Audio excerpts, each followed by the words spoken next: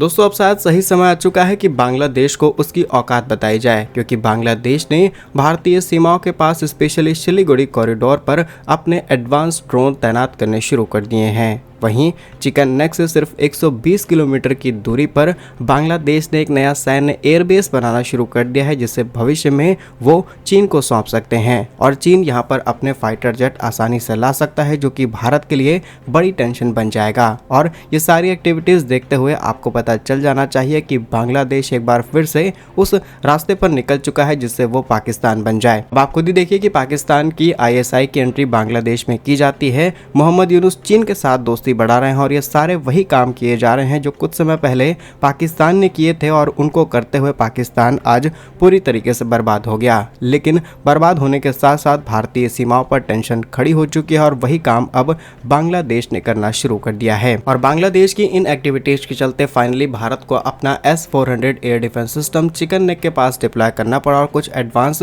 हथियार भी यहाँ पर ले जाने की तैयारी है। आइए आज के इस वीडियो में समझते हैं क्या कुछ चल रहा है भारत बांग्लादेश के बॉर्डर पर और क्या कुछ भविष्य में भारत प्लान कर सकता है, क्योंकि बांग्लादेश ने अब अपनी लिमिट क्रॉस करनी शुरू कर दी है। तो यदि आपको हमारा काम और रिसर्च पसंद आए तो वीडियो को लाइक और शेयर जरूर कीजिए, क्योंकि बांग्लादेश पर हम जितने भी वीडियोस बनाते हैं वो रिस्ट्रिक्टेड कर दिए जाते हैं। तो प्लीज वीडियो को लाइक और शेयर जरूर करें। तो साल 2024 में बांग्लादेश के अंदर तख्ता पलट होता है। शेख हसीना को अपना देश छोड़कर के भारत आना पड़ता है, और जैसे ही शेख हसीना अपना देश छोड़ती हैं पूरे देश के अंदर अनस्टेबिलिटी क्रिएट हो जाती है और भारत बांग्लादेश के रिलेशन लगातार खराब होते चले जाते हैं। सिचुएशन इतनी ज्यादा बुरी आ चुकी है कि बांग्लादेश को चीन से मदद लेनी पड़ रही है। चीन से बिलियंस ऑफ डॉलर के लोन लिए जा रहे हैं और उसके बदले वो इंपॉर्टेंट प्रोजेक्ट जो कि भारत के हाथ में थे उन्हें सीधे चीन को सौंपा जा रहा है। लेकिन बांग्लादेश पैसे के चक्कर में इतना अंधा हो गया कि वो बात भूल गया कि वो अपनी जमीनों पर उतना राशन नहीं उगा सकते हैं जिससे वो अपनी पूरी जनसंख्या का पेट भर पाएं। और भारत से काफी बड़ी food supply, energy supply, gas, petrol, diesel, कपास, ये सब कुछ बांग्लादेश में एक्सपोर्ट किया जाता है। अगर भारत ने ये पर काटने शुरू कर दिए तो बांग्लादेश की बर्बाद हुई अर्थव्यवस्था और बुरी तरीके से बर्बाद हो जाएगी। और ट्रंप ने ऑलरेडी इनके ऊपर 30-34% टैरिफ लागू कर दिया है, तो ये बचने वाले में से नहीं है। लेकिन इसके बावजूद भी गुरूर कम नहीं हो रहा। मोहम्मद यूनुस चीन पहुंच करके भारत के 7 सिस्टर्स को लैंडलॉक बता देते हैं। ISI की ट्रेनिंग बांग्लादेश में की जाती है, स्पेशली रंगपुर के अंदर और चिकन नेक से सिर्फ 100-150 किलोमीटर की दूरी पर, और इसका इंटेंशन आप क्लियरली समझ सकते हैं। लेकिन रिसेंटली बांग्लादेश के अंतरिम सरकार के मुख्य सलाहकार मोहम्मद यूनुस बिम्स्टेक समिट में प्रधानमंत्री मोदी के साथ मुलाकात करते हैं। यहाँ पर कई मुद्दों पर प्रधानमंत्री मोदी ने इनसे बातचीत की, लेकिन PM मोदी का जेस्चर जिस तरीके से आपने देखा है कि बाकी नेताओं को प्रधानमंत्री मोदी गले लगाते हैं, उनके साथ अच्छे तरीके से बातचीत करते हैं, उनके हाथ को काफी देर तक पकड़ करके रखते हैं और उनकी पीठ थपथपाते हैं। ये चीजें आपको भले ही नॉर्मल लग रही हो, लेकिन डिप्लोमेसी में ये सारे जेस्चर बहुत ज्यादा इंपॉर्टेंट होते हैं। नाउ मोहम्मद यूनुस के साथ कुछ भी इस तरीके का देखने को नहीं मिला, क्योंकि ये लगातार एंटी इंडिया जा रहे थे। नाउ बांग्लादेश ने भारत के कोलकाता से सिर्फ 200 किलोमीटर की दूरी पर मोंगला पोर्ट, जिसके कुछ एक्सेस और कंट्रोल्स भारत के हाथ में आने वाले थे, उसकी पूरी जिम्मेदारी चीन को दे दी है। भारत इसी मोंगला पोर्ट का इस्तेमाल करते हुए नॉर्थ ईस्ट को कनेक्ट करना चाहता था कि हम नॉर्थ ईस्ट को भी ग्लोबल कनेक्टिविटी दे पाए, लेकिन भारत के इस सपने को पूरी तरीके से बर्बाद कर दिया मोहम्मद यूनुस ने। मोहम्मद यूनुस हाल ही चीन की यात्रा करते हैं, जहां पर चीन के साथ इस डील पर मुहर लगाई जा चुकी है। चीन ने इस पोर्ट डेवलपमेंट के लिए करीब $400 मिलियन यानी कि करीब 330 करोड़ रुपए देने का वादा भी कर दिया है। भारत ने भी LOI और क्रेडिट देने का प्रॉमिस किया था, लेकिन मोहम्मद यूनुस को चीन पसंद आया। वहीं जो दूसरी सबसे बड़ी डेवलपमेंट देखने को मिली है वही है कि बांग्लादेश सरकार लाल मोनिरहाट, जो कि बांग्लादेश के रंगपुर में एक इंपॉर्टेंट लोकेशन है, और वहां पर एक सैन्य एयरबेस बनाया जा रहा है जो भारत के चिकन नेक यानी कि सिलीगुड़ी कॉरिडोर से सिर्फ 120 किलोमीटर की दूरी पर है। और बांग्लादेश के इस एयरबेस पर ट्रेनिंग और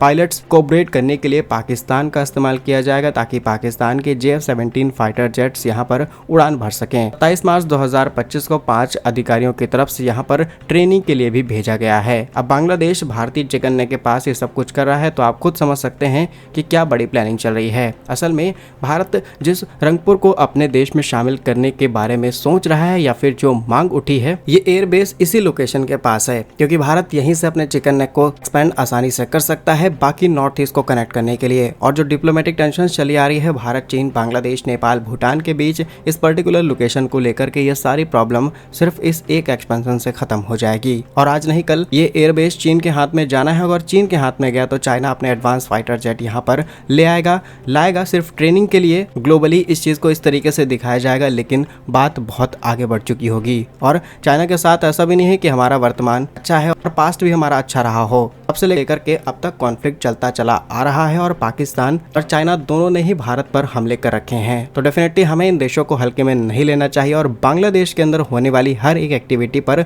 भारत की पैनी नजर डेफिनेटली होगी, लेकिन अब शायद एक्शन लेने का समय आ चुका है, क्योंकि चाइना की एंट्री यहाँ पर बढ़ती चली जा रही है। चीन ने पहले ही बांग्लादेश को पनडुब्बियां दे रखी हैं, अपने एडवांस हथियार दे रखे हैं, कुछ फाइटर जेट्स भी डायरेक्टली इनको दिए गए हैं। और आगे चल के जिस तरीके से पाकिस्तान पर मेहरबान है चीन, यानी कि पैसा हो ना हो भारत को परेशान करने के लिए अपने एडवांस फाइटर जेट्स, कुछ हद तक तो 4th generation 5th generation fighter jet देने के प्रॉमिस किए गए हैं। तो इन फ्यूचर बांग्लादेश के अंदर भी ये फाइटर जेट डिप्लॉय हो जाएंगे, इस बात की कोई गारंटी नहीं ली जा सकती। इसीलिए भारत को पहले से तैयारी करके रखनी होगी ताकि आने वाले फ्यूचर में इन सभी दिक्कतों से निपटा जा सके। लेकिन भारत जैसी बड़ी ताकत को इतने हल्के में नहीं लिया जा सकता। भले ही बांग्लादेश चीन का सपोर्ट लेकर के ऊंची ऊंची बातें करना शुरू कर दे, लेकिन भारत बहुत अच्छे तरीके से एक्टिवेट हो चुका है। रिसेंटली आई IDRW की रिपोर्ट्स के मुताबिक बांग्लादेश की 67वीं सेना मीडियम रेंज और लॉन्ग एंड्योरेंस, यानी जिसे हम मेल ड्रोन कहते हैं, वो एडवांस ड्रोन सिस्टम है जो कि लंबे समय तक निगरानी रख सकता है, कई प्रकार के ऑपरेशंस कर सकता है। इनको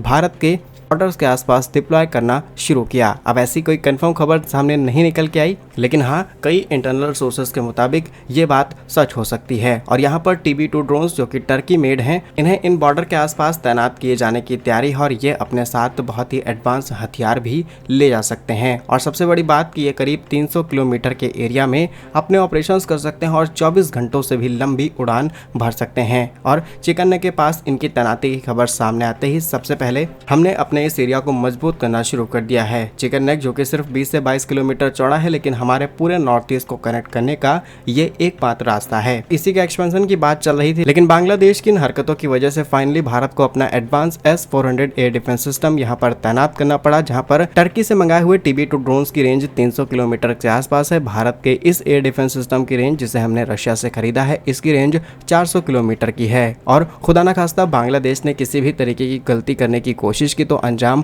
बहुत बुरे भुगतने पड़ेंगे। और शायद अब सही समय आ चुका है, भारत को एक बोल्ड एक्शन लेना चाहिए, जिस तरीके से 1971 में लिया गया था कि दुनिया सोचती रहे यूनाइटेड नेशन की वैसे ही कोई इज्जत नहीं बची है। तो इन सारी चीजों को हम एक आध महीने के लिए किनारे रखते हुए थोड़ी सी अपनी अंतर्राष्ट्रीय इमेज खराब ही कर लेते हैं, लेकिन अपने इस इंपॉर्टेंट लोकेशन को तो नहीं जाने दे सकते। तो आसानी से क्यों ना एक्सपेंशन कर लिया जाए, क्योंकि अगर चाइना यहाँ पर आ गया तो डेफिनेटली हमारे लिए दिक्कत बन जाएगी। और इन फ्यूचर भारत और चीन के बीच कोई कॉन्फ्लिक्ट होता है तो अमेरिका को यहाँ पर एंट्री लेनी पड़ सकती है, लेकिन उस एंट्री के लिए भी भारतीय बेसेस का इस्तेमाल किया जाएगा। लेकिन चाइना 2-3 तरफ से हमें घेर सकता है। तो अभी तक इन रिपोर्ट्स के मुताबिक साफ पता चलता है कि भारत सरकार जाहिर सी बात है इंटरनली कुछ अच्छा प्लान कर रही होगी। देखते हैं आने वाले समय में इसे किस तरीके से कंट्रोल किया जा सकता है। बाकी क्या कुछ सोचते हैं आप इस खबर पर कमेंट्स में जरूर बताइएगा। इस वीडियो को यूट्यूब से हटाने की कोशिश की जाए उससे पहले आप इस वीडियो को ज्यादा से ज्यादा लाइक और शेयर कर दीजिए ताकि सभी लोगों तक ये इन्फॉर्मेशन पहुंच जाए। क्या कुछ कहना है आपका इस खबर पर कमेंट्स में जरूर लिखिएगा। भारत कैसे ही वीडियोस पाने के लिए वीडियो को लाइक, चैनल को सब्सक्राइब जरूर कीजिए। वंदे मातरम, भारत माता की जय।